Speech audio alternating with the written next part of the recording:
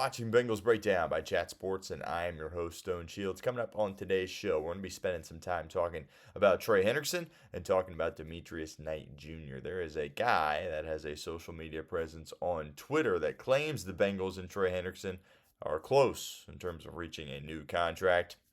This particular guy on Twitter has been right about predicting several big-time contracts that have transpired this offseason and recent offseasons as well in the NFL. So we're going to spend some time talking about Trey Hendrickson, and of course Demetrius Knight Jr. has officially signed his contract, and he is ready to go for Bengals training camp. Of course, Knight Jr., second-round pick for the Cincinnati Bengals linebacker out of South Carolina. Before we get into that, make sure you guys hit that sub button if you haven't done so already at youtube.com/Bengals TV.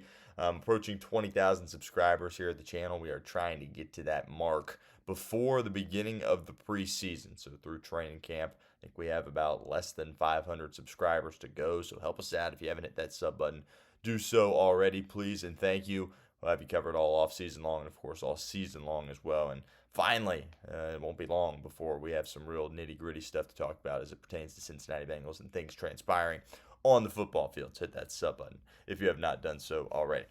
The guy I am referring to is Ricky, and you may have seen him on Twitter. His profile picture is a dog with sunglasses and an NFL hat on. Now, the people at Chat Sports are infatuated with this guy on Twitter, Ricky, and I haven't spent a ton of time talking about him on Bengals Breakdown. We have touched on him on a few shows, but this is a guy that seemingly predicts trades, extensions, off-season NFL stuff, and he has a pretty good track record. He has been right about several things. He predicted most recently the TJ Watt extension. Now you might be thinking, well, that was pretty obvious, right? But he got the dollar amount pretty accurate as well. Highest paid non-defensive or non-quarterback, I should say, in the history of the NFL. So this is a guy that does have a track record.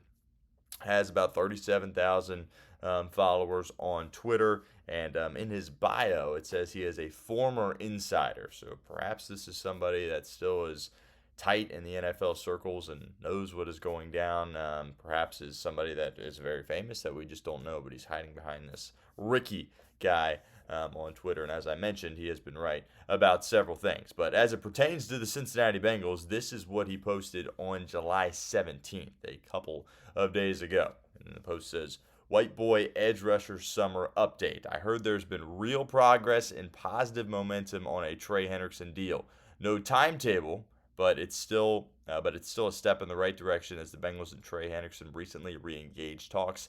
Still feel good that a deal gets done." Earlier in the summer, Ricky predicted that Hendrickson and the Bengals would reach an agreement. And again, usually I didn't really read too much into this, but this is a guy that of late has had a bit of a track record as far as success, and he claims that it's really only a matter of time that the Bengals and Hendrickson reach an agreement. Obviously, it's been public information that the Bengals and Trey Hendrickson recently re-engaged in their contract talks, but Ricky claims that things are headed in the right direction. It's going to be sooner rather than later in terms of when Trey Hendrickson has a new contract. So let me know in the comment section of today's show, will the Bengals and Trey Hendrickson come to an agreement on a new contract? Type Y for yes or N for no. It's the pinned comment of today's show. And really, do I feel a lot differently than I felt before this post? No. I've talked about before on the show, this is a guy that's, kind of hiding behind a facade a little bit. We don't know who this guy is. We just know that he has hit a couple of these, extensions and trades in the past, and he does have a pretty good track record. He has plenty of misses as well, but he also has some hits, and, obviously Duke Tobin talked at the combine. This is what I go back to. I think the Bengals still ultimately want Trey Hendrickson to be a part of the team. They probably weren't happy about how things transpired this offseason with the McAfee show, the statement that he gave to Adam Schefter that was released. That kind of stuff doesn't work with this organization. But when Duke Tobin spoke at the combine, basically everything that he has said has come true to this point about T. Higgins, about Ja'Marr Chase, and he said that he wants Trey Hendrickson to be a part of this future as well. So I think the Bengals are doing everything in their power to make it happen. I'm sure that they want to, there's been rumors that obviously the Bengals don't want as many years as Trey Hendrickson does, what have you. But, obviously they got to come to an agreement on what exactly that dollar figure is for Trey Hendrickson, because based on the performance on the football field, he has been grossly underpaid. But on the same other side of that coin, the Bengals just did a tremendous job with his contract, right? And he was a guy that signed that 1 year contract when it would have been in his best interest financially not to sign that 1 year deal and just kind of wait, so he could get a longer term deal. But he signed the 1 year deal, and technically is still under contract here with the Cincinnati Bengals. He's got his feet dug in pretty significantly here in terms of him not playing unless he has a new contract. We will see. But all in all, just wanted to point out that this guy Ricky on Twitter is claiming that things are headed in the right direction, and he still feels good about ultimately a deal getting done. Make sure you guys check out our friends over at Fanatics. They've got some new Bengals T-Shirt hoodies that are out. They are on sale now. You can go get them. Chatsports.com/Bengals T-Shirt hoodie / we will put that link in the comment section and the description of today's show. Obviously, it's an at-home video here for Bengals Breakdown, so we don't have the graphics up, but they will be in the link in the comment section of today's show. One more time for you guys. Chatsports.com/Bengals T-Shirt hoodie / Now, second part of today's show, wanted to spend a little bit of time talking about Demetrius Knight Jr. And we talked in yesterday's video that I felt pretty good about it getting done today. Ultimately, that does come true as Bengals rookies needed to report for training camp here today. The guy that broke the news is Jordan Schultz, NFL insider. The tweet said, per sources, the Bengals and second-round linebacker Demetrius Knight Jr. have agreed to a 4-year rookie deal with nearly 80% fully guaranteed at signing. It's the first time in NFL history that the 49th pick has had guarantees in year 4.